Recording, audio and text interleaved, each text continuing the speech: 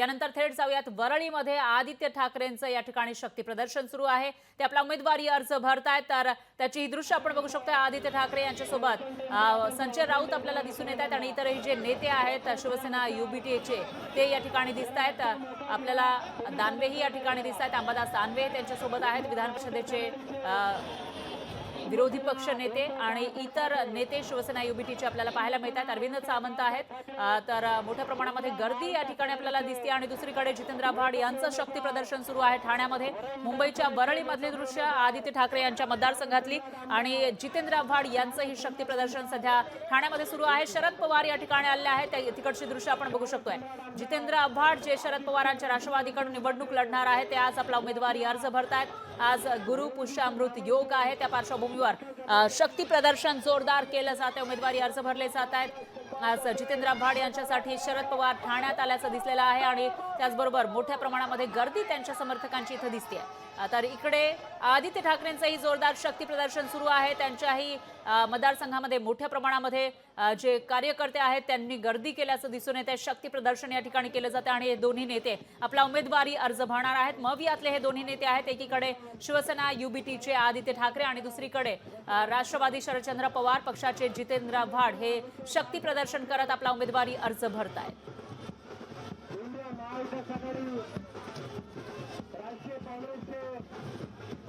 हे दोन्ही पक्ष ज्यांच्यामध्ये फूट पडलेली आहे हे लक्षात घ्यावं लागणार आहे, कारण 2019 ची निवडणूक आपण बघितली तर त्याच्यामध्ये शिवसेना ही महायुतीमध्ये होती, मूळ शिवसेना आणि भाजप सोबत होती, तेव्हा त्यांनी निवडणूक लढलेली होती। आणि दुसरीकडे राष्ट्रवादी हा पक्ष काँग्रेस सोबत होता, त्यांची आघाडी होती, त्यांनी तशी निवडणूक लढलेली होती। पण आता या मागील 5 वर्षांमध्ये बऱ्याचशा घडामोडी घडलेल्या आहेत। त्याच्यामध्ये एकतर निवडणुकीनंतर विधानसभा निवडणुकीचा निकाल लागल्यानंतर महाविकास आघाडी अस्तित्वात आली, ज्याच्यामध्ये ठाकरे हे मूळ पक्षासह मविया सोबत गेले आणि त्यांचं सरकार स्थापन झालं होतं, ते मुख्यमंत्री राहिले होते। आदित्य ठाकरे सुद्धा पर्यावरण मंत्री बनलेले होते। बऱ्याचशा गोष्टी मागच्या या 5 वर्षांमध्ये घडलेल्या आहेत। पहिल्यांदाच ठाकरे कुटुंबातील व्यक्ती निवडणुकीच्या रिंगणात उतरला, तो जिंकूनही आला आणि त्याच्यानंतर ते मंत्रीही बनलेले होते। इनफॅक्ट ठाकरे कुटुंबातील एक व्यक्ती संविधानिक पदावर बसणं ही सुद्धा पहिल्यांदाच गोष्ट घडलेली होती मागच्या या 5 वर्षांमध्ये। उद्धव ठाकरे हे मुख्यमंत्री झालेले होते। असं हे मविया सरकार 2.5 वर्ष चाललं आणि त्याच्यानंतर शिवसेनेमध्ये फूट पडल्याचं पाहायला मिळालेलं होतं। शिवसेनेमध्ये फूट पडल्यानंतर आपण गुवाहाटी, सुरत असेल किंवा मग जो गोव्यामध्ये आलेले आमदार बघितले होते। बरेचसे आमदार हे जे निवडून आले होते 2019च्या निवडणुकीमध्ये ते शिंदेंसोबत गेले आणि त्याच्यानंतर लढाई सुरू झाली। त्याच्यामध्ये जेव्हा उद्धव ठाकरेंनी राजीनामा दिला मुख्यमंत्री पदाचा, त्याच्यानंतर शिंदे हे मुख्यमंत्री झाले, मवियाचं सरकार कोसळलं आणि महायुतीचं सरकार अस्तित्वात आलं आणि जी लढाई झाली त्याच्यामध्ये मुख्य नाव जी काही संख्या आहे, संख्याबळानुसार जास्तीत जास्त आमदार पदाधिकारी हे शिंदेंसोबत होते, त्याच्यामुळे नाव शिवसेनेचं आणि चिन्ह हे शिंदेंना मिळालं। तर शिवसेना युबीटी उद्धव बाळासाहेब ठाकरे पक्ष हे नाव आणि मशाल हे चिन्ह उद्धव ठाकरेंना मिळालेलं होतं। आणि त्यानंतरची ही पहिलीच विधानसभेची निवडणूक आहे। लोकसभेची निवडणूक तर झाली आहे, पण आता त्यानंतरची लागलेली ही पहिली विधानसभेची निवडणूक आणि त्यामुळे या निवडणुकीला महत्त्व प्राप्त झालं असताना आता दुसऱ्यांदा आदित्य ठाकरे हे निवडणुकीच्या रिंगणामध्ये उतरलेले आहेत, आपला उमेदवारी अर्ज ते भरतायत। आणि दुसरीकडे आपण बघितलं तर ही छगन भुजबळांची रॅली आहे येवल्यातली। छगन भुजबळ यांच्याही रॅलीमध्ये मोठ्या प्रमाणामध्ये गर्दी आपल्याला पाहायला मिळते। छगन भुजबळ हे अजित पवारांच्या राष्ट्रवादीकडून उमेदवारी अर्ज भरतायत आणि मोठ्या संख्येनं त्यांचे कार्यकर्ते या ठिकाणी गर्दी करताना दिसून येत आहेत। त्यामुळे छगन भुजबळ जे येवला हा त्यांचा गड मानला जातो, बरेच वेळेला ते तिथून निवडून आलेले आहेत आणि त्यांच्या या मतदारसंघामध्ये सध्या शक्ती प्रदर्शन सुरू आहे। आज ते आपला उमेदवारी अर्ज भरणार आहेत। तर ही दृश्य आपल्याकडे येतात ठाण्यातली, इथं जितेंद्र आव्हाड यांचा अर्ज भरण्यासाठी निघालेले आहे, शक्ती प्रदर्शन केलं जात आहे। त्यांच्यासोबत शरद पवार सुद्धा आहे। शरद पवार आज ठाण्यामध्ये आहेत, तर ठाण्यामध्ये आज मोठ्या दिग्गज नेत्यांची हजेरी आपल्याला पाहायला मिळते आणि त्याचबरोबर वेगवेगळ्या ठिकाणी आज अर्ज भरण्याची प्रक्रिया सुरू असल्याचं दिसतंय। 29 तारीख ही अर्ज भरण्याची शेवटची तारीख आहे। 22 तारखेपासून अर्ज भरण्याची प्रक्रिया सुरू झाली आहे, पण बऱ्याचशा पक्षांचं ठरलेलंच नव्हते उमेदवार। त्यांच्यापैकी जरी भाजपनं सगळ्यात आधी आपली उमेदवार यादी जाहीर केली असली तरी देखील शिंदेची शिवसेना किंवा अजित पवारांची राष्ट्रवादी यांची यादी एक दिवसांनी आली आणि दुसरीकडे मवियामधले याद्या ज्या आहेत त्या काल येण्यास सुरुवात झाली मवियामधील पक्षांच्या आणि त्यानंतर आता मवियामधील हे पक्ष आपला उमेदवारी अर्ज भरण्यासाठी निघाल्याचं दिसतंय. शक्ती प्रदर्शन जोरदार केलं जाते. लोकसभेला राष्ट्रवादी शरदचंद्र पवार पक्षाचा स्ट्राईक रेट हा सगळ्यात जास्त राहिलेला होता. त्यांनी उमेदवार निवडणुकीच्या रिंगणामध्ये उतरवलेले होते 10 आणि त्यापैकी निवडून आलेले आहेत 8.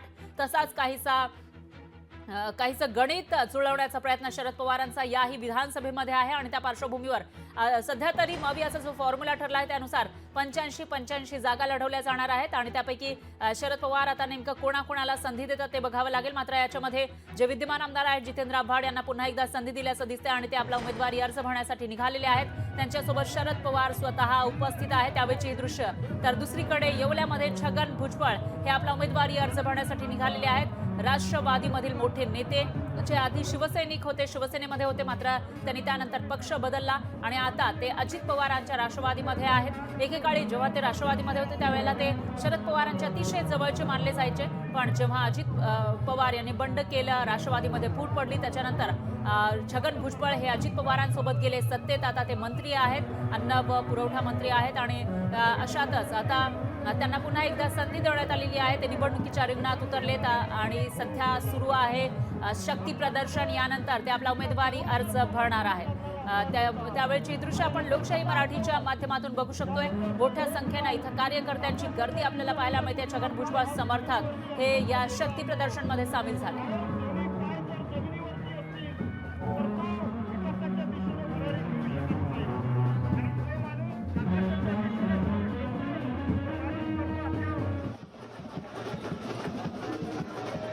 ज्या निवडणुकीची सगळ्यांना उत्सुकता होती ती निवडणूक अखेर लागलेली आहे.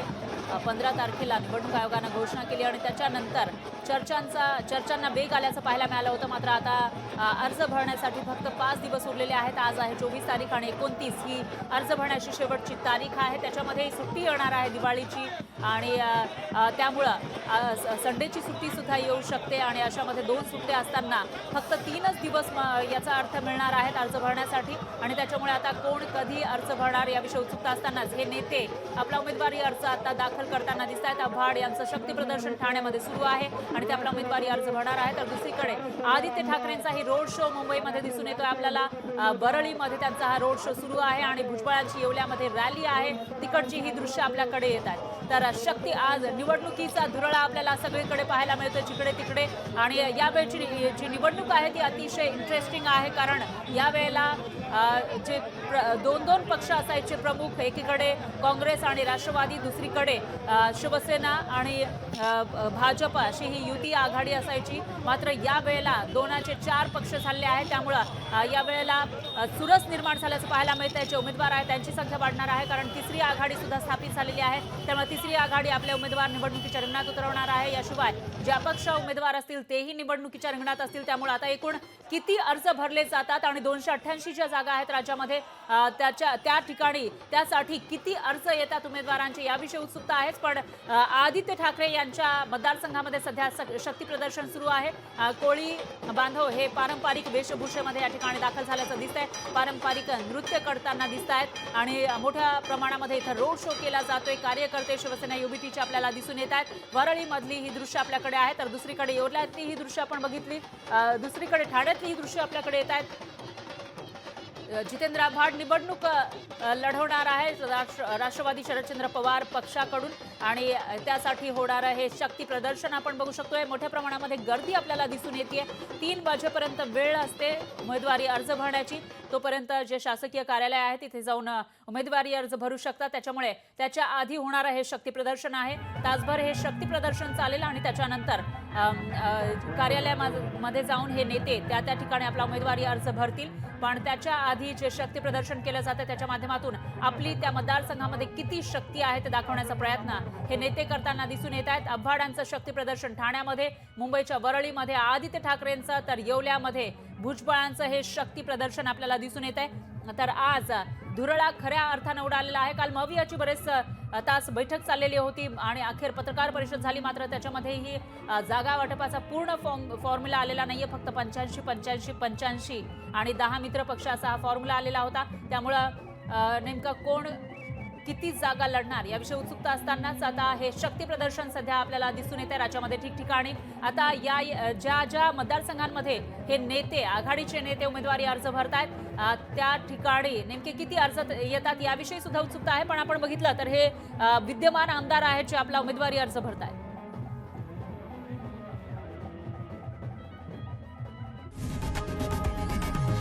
लोकशाही मराठी ऐका, पहा, जागरूक रहा.